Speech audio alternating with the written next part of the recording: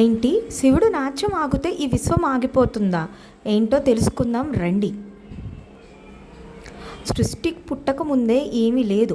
ఆకాశం లేదు, కాలం లేదు, శబ్దం లేదు, కేవలం నిశ్శబ్దం మాత్రమే.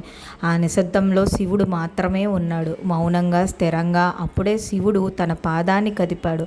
అదే తాండవ నాట్యం మొదటి అడుగు. ఆ ఒక్క కదలితో ఆకాశం పుట్టింది, నక్షత్రాలు వెలిగాయి, గ్రహాలు తిరగడం మొదలుపెట్టాయి, కాలం ప్రవహించడం ప్రారంభమైంది.